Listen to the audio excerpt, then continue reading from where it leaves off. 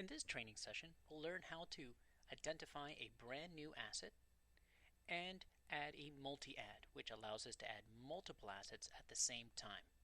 So once you log into the Field ID app, both on your phone and on your tablet, you can go ahead and click on the plus sign located right up here. Once we click on the plus sign, we can select what we want to add into the system.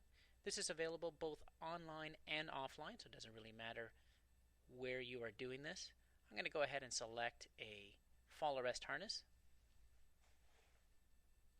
Once I select my fall arrest harness, I can now fill in the information that I so wish, or in this case, I'll go ahead and identify multiple assets.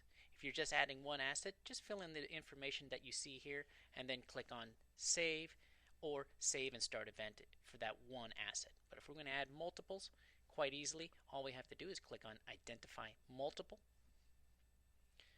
This allows us to now enter in how many we would like to identify at the same time. So I'm going to click on the green button here under Add Identifiers. The first part is telling the system how many you would like to add into the system. So at least for demonstration purposes, I'll put in 10.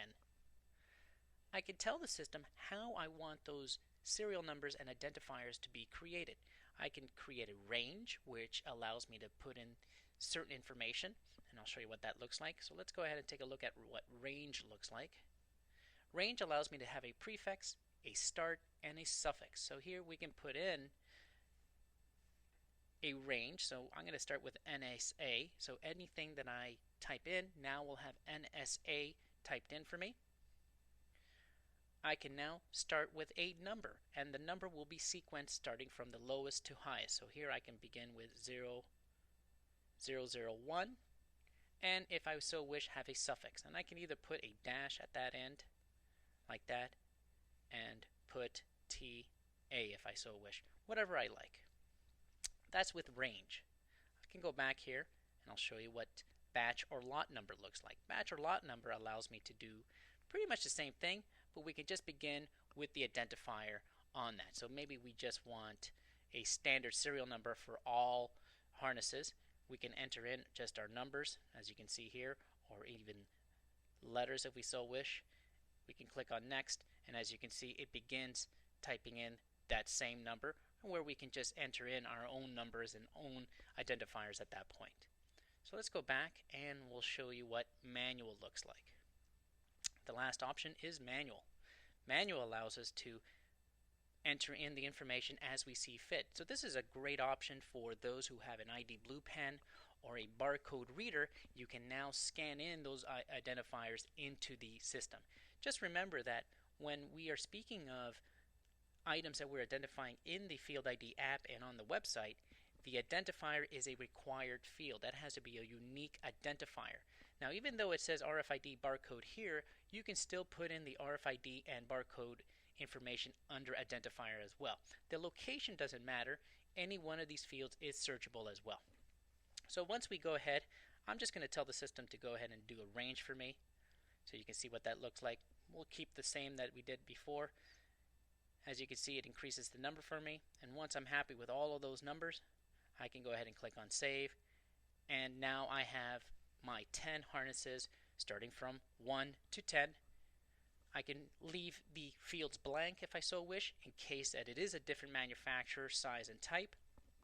Or if they're all the same, I can go ahead and just select the manufacturer for all of them, the sizes, and the type. Again, this is optional, and when you identify the harnesses in the system and then later on inspect them, you can edit this information if you have the access rights to do so.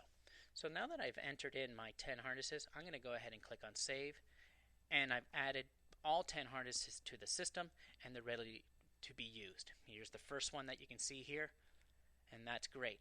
Now, depending on how you want to do this, you can also perform one inspection for all 10 harnesses in this case, and that's called a multi-event. So let's go back here to our main screen. Here's our main screen. This is our options menu, and we can click on Event. Event here allows us to do multi-assets. We can select multiple assets and then perform one inspection for all of those assets. So let's go ahead and select NSA 1 as an example. It's going to find that one that I just entered in. It's going to ask me what I would like to do, what inspection in particular I would like to do for that harness. I'm going to select the harness visual inspection.